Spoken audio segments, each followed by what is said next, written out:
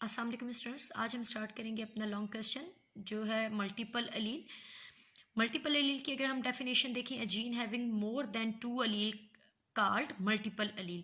जैसा कि आपको पता है कि हर करेक्टर की हमारी बॉडी के अंदर एक जीन पाई जाती है जिसकी दो एक्सप्रेशन या दो अपीयरेंसेस होती हैं जिन्हें कहा जाता है अलील। जैसा कि अगर एक करेक्टर आई कलर है तो उसकी दो अलील पाई जाएंगी हमारी बॉडी में, ब्लैक और ब्राउन। लेकिन अगर दो से ज़्यादा अलील पाई जाती हैं हमारी बॉडी में या किसी एक ऑर्गेनिज्म में तो इस कंडीशन को कहा जाता है मल्टीपल अलील। जिसके एग्जाम्पल हम देखेंगे ABO blood group system. Blood group system में अगर यानी कि ABO ब्लड ग्रुप सिस्टम की अगर हम डिस्कवरी देखें तो 1901 में लैंड स्टैनर ने ये मॉन्की में डिस्कवर किया और इसके बाद ह्यूमन बीइंग में भी डिस्कवर किया गया। लैंड स्टैनर ने एक्सप्लेन किया अबाउट एंटीजन। तो एंटीजन समझने के लिए हमें देखना होगा ब्लड। जैसा कि ये ब्लड में मौजूद एक RBC है और रेड ब्लड सेल के ये मेम्ब्रेन है और मेम्ब्रेन के ऊपर आपको स्पाइक्स नज़र आ रहे हैं जिन्हें कहा जाता है एंटीजन। एंटीजन नेचर में होती हैं ग्लाइकोप्रोटीन, यानी कि जो प्रोटीन है वो कौन बनवाता है बेटा? Messenger RNA। मैसेंजर RNA किससे कॉपी लेता है? DNA से, और DNA पर पाई जाती हैं जीन्स। यानी कि जिस तरह की RBC के न्यूक्लियस के अंदर जीन पाई जाएगी उसी तरह की फॉर्मेशन होगी एंटीजन की। और बच्चों, जिस तरह का एंटीजन होगा उसी तरह का ऑर्गेनिज्म के अंदर या ह्यूमन बीइंग के अंदर ब्लड ग्रुप पाया जाएगा। जैसा कि एंटीजन A है तो ब्लड ग्रुप A रहेगा, एंटीजन B है तो ब्लड ग्रुप B रहेगा। अगर दोनों ही एंटीजन मौजूद हैं RBC के मेम्ब्रेन पर तो ब्लड ग्रुप A भी रहेगा। और सपोज करिए अगर कोई भी एंटीजन नहीं मौजूद होता, एंटीजन एब्सेंट होती है तो ब्लड ग्रुप शो होगा O। डिस्कवरी के बाद अब हम डिस्कस करेंगे जेनेटिक बेसिस। जेनेटिक बेसिस तो आरबीसी के अंदर जो कि एक डिप्लॉयड सेल है, क्रोमोसोम नंबर 9 पर पाई जाती है जीन जो कि ब्लड ग्रुप को शो करती है, यानी कि एंटीजन की फॉर्मेशन करती है। इस क्रोमोसोम पर 3 से 4 तरह की एलील्स मौजूद होती हैं या जीन मौजूद होती है। नंबर 1, ये आई का जो सिंबल है ये शो कर रहा है जीन को, जीन A, जीन B और स्मॉल आई। जीन A या अलील A होगा तो एंटीजन A होगी और ब्लड ग्रुप A बनेगा। जीन या अलील B है तो एंटीजन B बनेगी और ब्लड ग्रुप B होगा। अगर A और B दोनों अलील शो हो गई हैं तो एंटीजन AB होगा और ब्लड ग्रुप B AB पाया जाएगा। और अगर कैपिटल A नहीं बल्कि स्मॉल आई शो होगा तो इसका मतलब है कोई भी एंटीजन की फॉर्मेशन नहीं होगी और ब्लड ग्रुप O शो होगा। आप कह सकते हैं कि जेनेटिक बेसिस में आप जो जीनोटाइप पढ़ने वाले हैं वो A और B दोनों ही डोमिनेंट हैं। कैपिटल I और A, कैपिटल I और B ये दोनों ही डोमिनेंट हैं और स्मॉल आई इसका रिसेसिव ट्रेट है।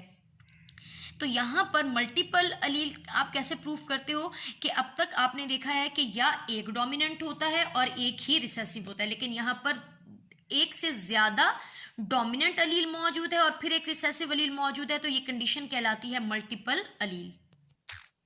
अब आपको समझ आ गई होगी कि हमारे पास जो क्रोमोसोम नंबर 9 है उस पर एक जीन जो कि ब्लड ग्रुप ट्रेड को शो कर रही है, उसके पास 3 तरह की अलील हैं। एक अलील A, एक अलील B, यानी कि ये दोनों डोमिनेंट है, और स्मॉल आई जो कि है रिसेसिव। ये था इनका जीनोटाइप। लेकिन जीनोटाइप में जो एक्सप्रेशन होता है आपको पता है कि या होमोजाइगस होता है या हेट्रोजाइगस होता है। अगर कंडीशन ये है कैपिटल आई और A, ठीक है, तो ब्लड ग्रुप A रहेगा। और ये होमोजाइगस डोमिनेंट A है तो एंटीजन A रहेगी और ब्लड ग्रुप भी A रहेगा। और ये क्या कंडीशन है? ये है हेट्रोजाइगस डोमिनेंट।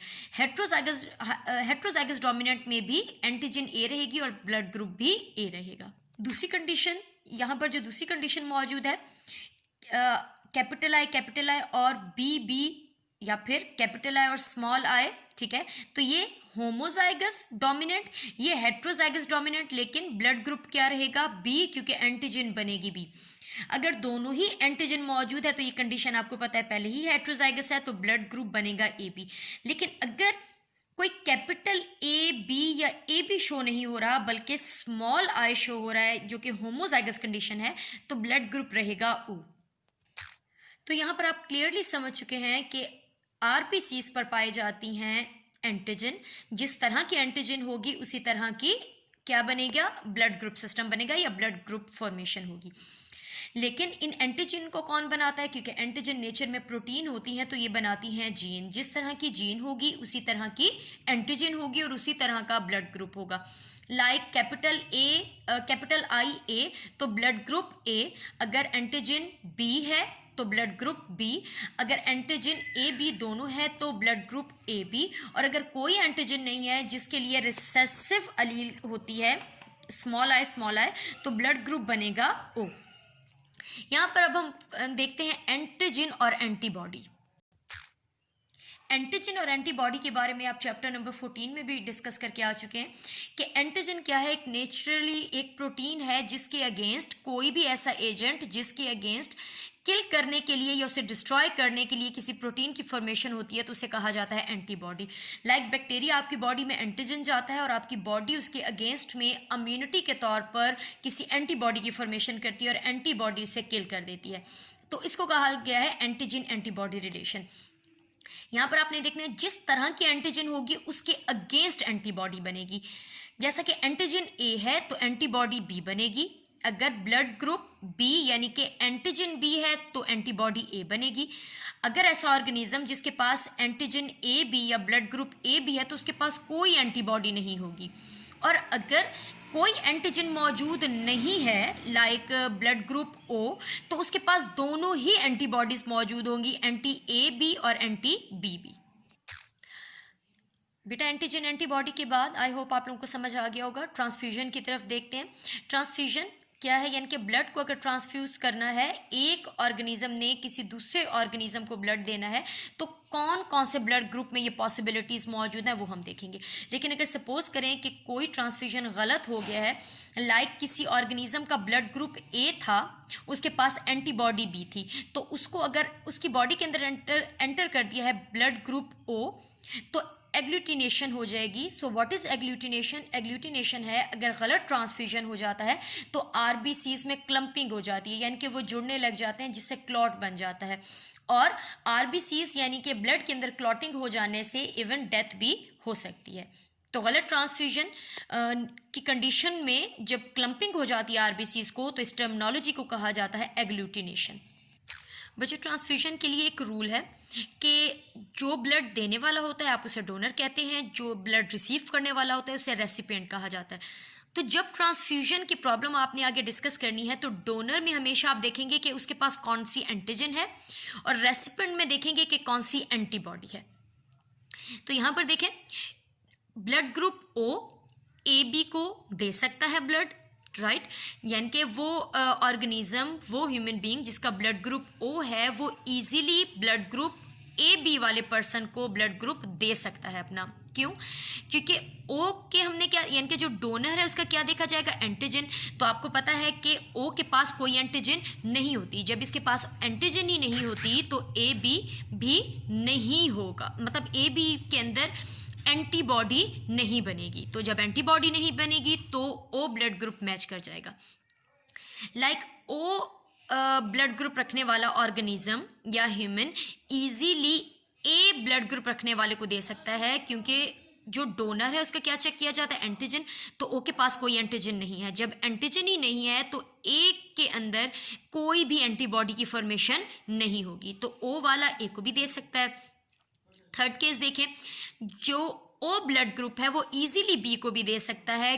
रीज़न क्या है? क्योंकि ओ के पास कोई एंटीजन नहीं है, जब एंटीजन ही नहीं है तो इजीली बी के अंदर कोई एंटीबॉडी नहीं बनेगी और ब्लड ट्रांसफ्यूजन हो जाएगा। इसके बाद आप देखते हैं ए बी, तो ए ब्लड ग्रुप ए बी को सूट कर सकता है। क्यों? क्योंकि ए बी के पास कोई एंटीबॉडी नहीं है, तो ए इजीली ए बी को दे सकता है। बी ब्लड ग्रुप भी इजीली ए बी में ट्रांसफ़र हो सकता है क्योंकि ए बी के पास कोई भी ट्रांसफ्यूजन यानी कि कोई भी एंटीबॉडी नहीं है। अब यहाँ पे ये प्रूव होता है कि वो हर एक को ब्लड दे सकता है लेकिन रिसीव नहीं कर सकता, वो हम अगले केस में देखते हैं। तो इसे कहा जाता है यूनिवर्सल डोनर। तो यूनिवर्सल डोनर कौन सा ब्लड ग्रुप होता है? ओ। और ए भी हर एक से ब्लड ले सकता है, तो इसे कहा जाता है यूनिवर्सल रेसिपिएंट। बच्चों अब ज़रा इस केस को ऑपोजिट करके देखते हैं। सपोज करें ए बी ओ को ट्रांसफ़र हो सकता है। तो डोनर का हम क्या चेक करते हैं, एंटीजन। तो ए बी ब्लड ग्रुप में एंटीजन कौन सी होती है, ए और बी होती है। तो जब ए भी एंटीजन जाएगी ओ में, तो ओ के पास दोनों ही एंटी ए और एंटी बी मौजूद है, तो ये ट्रांसफ्यूजन नहीं होगा। यानी कि अगर ये ट्रांसफ्यूजन होगा तो एग्लूटिनेशन हो जाएगी। क्या ए बी ए को दे सकता है, ए बी के पास एंटीजन कौन सी है, ए बी मौजूद है, और ए के पास एंटी ए तो मौजूद नहीं लेकिन एंटीबॉडी भी ज़रूर मौजूद है, जैसा कि यहाँ पर दे सकते हैं। तो यहाँ पर ये ट्रांसफ्यूजन भी नहीं होगा। क्या ए बी बी को दे सकता है, नहीं दे सकता। रीज़न, ए बी के पास एंटीजन ए बी मौजूद है और बी के पास एंटीबॉडी ए है, तो ए तो सूट कर जाएगा, यानी कि बी तो सूट कर जाएगा, लेकिन ए के लिए एंटी ए मौजूद होगा, तो एग्लूटिनेशन हो सकती है। और ए बी ओ को भी नहीं दे सकती। तो इन द एंड जो कंक्लूजन है वो ये है कि जो ओ ब्लड ग्रुप वाले ऑर्गेनिज्म या पर्सन है या ह्यूमन बीइंग है, वो हर ब्लड ग्रुप वाले को दे सकते हैं ब्लड, लेकिन रिसीव किसी से भी नहीं कर सकते। जो ए बी है वो रिसीव सबसे ही कर सकता है, लेकिन ब्लड दे नहीं सकता। इसलिए ओ को कहा जाता है यूनिवर्सल डोनर और ए बी को कहा जाता है यूनिवर्सल रेसिपिएंट। बेटा लास्ट में यहाँ पर एक एक्टिविटी है जो कि टेक्स्ट बुक में मौजूद है आपके पास, तो वो इंशाल्लाह हम नेक्स्ट लेक्चर में उसे डिस्कस करेंगे।